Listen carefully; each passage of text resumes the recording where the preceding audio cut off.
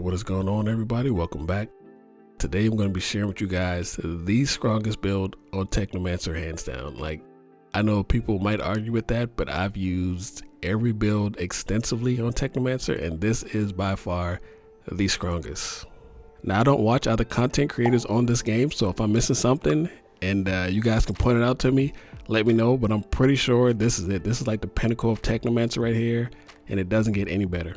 And I've used all the sets. I've used Technomancer with the turrets, I've made cold snap builds. I have pretty much, I've used everything, Grim Inventor. I've played every build on Technomancer. It's my main character. This is the only character I have. But the set that sits on top of all those sets is hands down going to be the Flame Leopard set. The Blightfire bonus, this thing is nuts. And I made a build video on Blightfire a couple weeks back, but this one, blows that one completely out of the water. Like this is it. And as far as the mods go, all the mods are like 99.8% perfect. Now, it's not 100% complete. There's one mod that I would like to swap out, but there's nothing really I can do about that because of the armor I'm using, but it still works well with the build. It doesn't hurt it at all. It's still active, but it's just, I'd rather it be something else. But that's not rambling on. Let me show you what I got right here. Now with this build, we're going to want to have as much anomaly power as possible, and we're also going to want to be able to apply as many statuses as possible.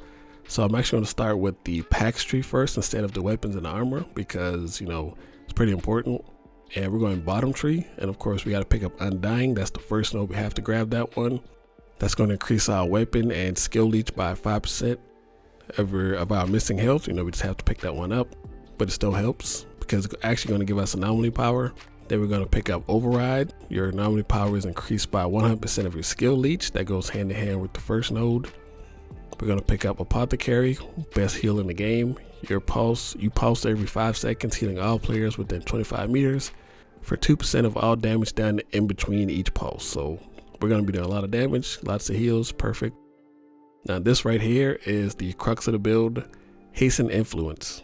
Reduce remaining cooldowns of your skills by 1 second for every status removed by you or applied to an enemy by any player. So we're going to be applying Toxic, we're going to be applying Freeze, and we're going to be applying Bleed in this build. So we're going to be off of cooldown all the time. We're going to be doing so much damage, it's kind of insane.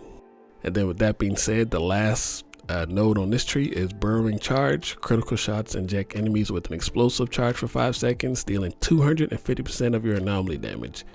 Now we're going to be sitting somewhere between like 5 and 6 million anomaly power. So this is actually going to do a really good amount of damage every couple seconds. So this is something you don't even have to think about. Just keep shooting, it'll keep rocking. It's pretty good for boss damage. And with that being said, let's move on to the class tree. Now, like I said, for this build, we want a lot of anomaly power, as much as we can get without hurting the build. And we're going to go bottom tree here. We're going to pick up the anomaly power nodes, the resistance piercing nodes, because that's also going to give us anomaly power in combination with another mod. We're going to pick up Welcome Shot. That's just free damage. We're going to pick up Toxicologist, and then we're going to pick up the rest of the anomaly mods down here and the last resistance piercing mod. And then we're going to stop. We're going to leave those last 3 nodes down there, and then we're going to go work our way up to the middle. We're going to pick up Wipeout, and we're going to work our way to the end of the tree. We're going to pick up the skill leech node because that's going to give us more anomaly power. We're going to pick up freezing tanks. That's going to give us keep enemies frozen a little bit longer. Work our way down. We got the weapon leech. We're going to pick up Fracture because that's going to give us 30% more damage to frozen targets. And then last but not least, Overclock. Now, I literally say it every video, Overclock is one of the most busted nodes in the game. Gives you 40% anomaly power and weapon damage for 10 seconds. And any build that focuses on anomaly power damage is you have to pick up this node. It's pretty much a instant cooldown. There's no refreshing because you're going to have your abilities back, pretty much instantly. So this node right here is just all around, the best node you can pick up for pretty much any build, man. It's way too good. Now, with that being said, of course, the skills that we're going to be using, they go hand in hand with this node. We're going to be using Cold Snap and Fix and Wave along with Blighted Round. So we're always going to have, this benefit to our, at our disposal. Now, moving on to the actual armor. Now, the armor is, it does look a little bit weird, but I did a lot of testing, and this is the best, scenario for what I got in mind. This is I don't know how else to explain. I'll just show you guys. So now with the helmet, we're using the Anomaly's Vestige. Now this rolled with the Euthanizer in the 3rd slot, which is perfect.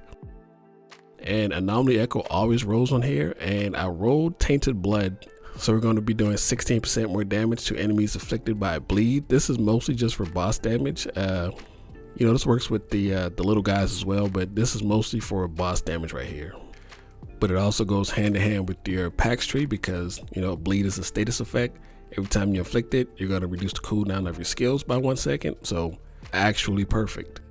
Now moving on to the chest piece, we're going to be using the Blightfire robes. We're using 3-piece Blightfire for this build. We're using the chest piece, the pants, and the gloves. And with the chest piece, this is the one mod that I say I wish I could swap out, and that's a party starter. It's not bad. It helps with the heals, but it's not really needed, but you know, it doesn't hurt either. So what this does, it increases the strength of your, you know, fixing wave by 8% for every enemy, like within the arena. So that's pretty good. And then I rolled Quartermaster on here. So whenever I pop my fixing wave, that's going to refill my magazine. That's going to keep my blighter rounds up permanently pretty much, especially because I'm using a, you know, light machine gun inside of my primary. And then the God roll of all God rolls, we got Icicle Storm on here. So whenever we kill an enemy frozen by, you know, Cold Snap, they're going to explode for 3.4 million damage. And that goes hand in hand with the pants that we're using, which are the Flame Leopard pants, of course. And I rolled Ice Baby on here. So enemies already afflicted with the freeze will receive an extra 4.3 million damage. So the fact that your Cold Snap is going to be off a cooldown pretty much all the time, you're going to be able to benefit from the enemies exploding for the damage, and then also them taking extra damage from this. And then we also rolled Shatter in the 3rd slot. We got super lucky with this, so that's 16% more damage to enemies afflicted by freeze, so Cold Snap all day. And then of course on the pants, they always come in Virulent Compound. You deal 10% more damage to elites afflicted by Toxic or Blightfire. So that's another 10% to, you know, elites. This is super good, super helpful.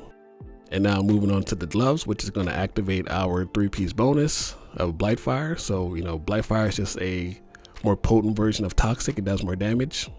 And the gloves rolled with Radical Therapy in the 3rd slot, which is 8% more damage to enemies afflicted by Toxic, which, you know, combines with Euthanizer. Super good. And then these always come with License to Heal on here. So this is actually beneficial for the build because it's going to give us 4 seconds of infinite ammo whenever we pop our fixing wave, and also 10% more damage. So that's really good. And then I rolled Captain Hunter on here. So that's another 16% damage to elites. And then on the boots, if you've seen any of my other builds, you know I don't really make a build without Phantom Dash. So I guess you could say that you could replace these boots without Phantom Dash, but I don't go anywhere without Phantom Dash. This is my perk. I love it. I'll never take it off.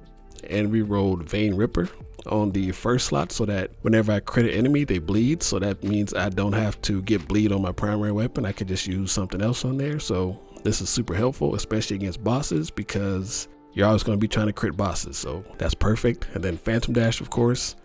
And then we've got Unstoppable Force, which is going to increase our anomaly power by 50% of our resistance piercing, which is perfect because we have 40% resistance piercing. So we're going to get half of that as, you know, anomaly power. So that's super helpful. And once we get into the flow of combat, you know, we're fighting bosses, we're swapping weapons, we're going to be up to about 6.7 million anomaly power. And that's going to be, you know, multiplied by 250% of the node from the Pax tree. So we're going to be doing pretty good damage to these bosses, and yeah, it's pretty nice. Now moving on to the actual weapons, you can pretty much use whatever weapons you use, but I do have some suggestions right here because after some testing, this is what I've boiled down to be, you know, the best DPS for, you know, anomaly type builds, especially ones that use Blightfire. And my main workhorse here is going to be the Emerald Chaos because it always rolls with Noxious Spawns on here. And if you don't know what Noxious Spawns does, whenever you shoot something, you shoot a target, shoot an enemy, whatever, it spawns 3 anomaly projectiles that they don't have a range cap on them. They can go across the entire map. And whenever they hit a target, that target is going to, you know, get splashed with Toxic. And it's going to affect enemies around them within a small little radius. So these things are insane. They track, they follow enemies around corners. Like, you can't escape them. Like, once they lock onto an enemy, it follows them. So this is really good, especially when you're fighting bosses and you're focused on the boss. And these things shoot up from the boss and just track down the enemies that you can't even see yet. They're not even like in your peripherals. And in my second slot, I rolled dimensional rockets. This thing is pretty much free damage. Whenever you crit something, 4 rockets pop out of it. And you know, they attack the closest enemy. If there's no enemy, it just falls on the target. And each rocket deals 3.6 million damage here. So that's just free damage. It's on a 2-second cooldown, so it's pretty much constant. And of course, we got super lucky in the third slot. We rolled Nicholas' Revenge. This thing is slowly been turning into one of my favorite perks. This in combination with String of Goths has slowly become one of my favorite weapon combinations in the game. So keep an eye out for that roll if you want to try that out. And what Nicholas' Revenge does is shots link up to 5 enemies within an 8-meter radius. So if you're just DPSing the boss, any enemies that walk next to the boss, they're all going to be taking 3.5 million damage over 2 seconds, as long as the boss is still alive. So that's why it's pretty important to just focus the boss down, and everything around him is just going to be taking damage while you're just focused on him. Now that takes me to my secondary weapon. Like, I still don't know which one of these I prefer the most when it comes to fighting bosses, but in my second slot, I'm using a charred lance that has Death Renome rolled on it, as well as Anomaly Enhancement in the third slot. This thing right here is a workhorse, and if you didn't know how Death Renome and Anomaly Enhancement works, they're kind of weird. It's super strong. I'm not sure if it's supposed to work that way, but I'm pretty sure it is. But let's just take a look at my anomaly power right now, just so I can show you what I mean. So right now, before I even switch weapons, I'm still on my Emerald Chaos. I have 3.4 million anomaly power. Now when I swap to my charred lance, that's going to jump up to 4.8 anomaly power. Now with Death Renome, if you have 2 skills on cooldown, you're going to get a firepower bonus, and if you have only 1 skill on cooldown, you're going to get anomaly power bonus. So in our case, we're going to get 458,000 anomaly power, and that's just for equipping the weapon. So you don't have to do anything while you're fighting. You're going to be getting that bonus. You're going to be off of cooldown pretty much all the time. Now where this goes crazy is when you start using your abilities and you start getting crits and you start fighting, because once we pop our Fixing Wave or our Cold Snap, our anomaly power jumps up to 6.7 million. Now that only lasts for about 3 to 4 seconds, but that's fine because the Burrowing Charge node from the Pax tree is only a 3-second cooldown, so that's actually perfect. And this literally melts everything in the game next to like those Arbiters and Tar Your Guitar, because those guys have like pretty big health pools. But even with them, that fight lasts about maybe a minute and a half to 2 minutes, which I think is still really, really good compared to how fast you're going to be clearing rooms with the actual build itself. So this thing is nuts. It's probably going to be my last Technomancer build for a while. I'm going to go level up my Devastator. I've been doing that in the background whenever I get some free time. But this build is really powerful, man. Like, I don't really see any build being better than this one. And I've tried out Technomancer builds. Like, I'm a Technomancer main. Like, this is, my class. I've always liked it. But yeah, I don't see any build, topping this in any way. This just has a little bit of everything, and it does a little bit of everything really, really well. So this is also why I try to, just play like the fun builds, because once you really get a taste of like, being super powerful, like you don't really want to go back. It's kind of hard to go back to play, double pistol builds or like weird melee only builds and stuff like that. But I like those things, so I try to stay away from the really strong builds. But I figure if I'm going to take a break from a Technomancer, I may as well just go out on a bang. And I hope you guys can assemble this build. I hope you can get super lucky with the drops. And I hope you enjoyed the video, man. If you did, leave a like, comment, subscribe, all that shenanigans, and I'll catch y'all next time. My name is Alex. Peace. ゲームオーバーです。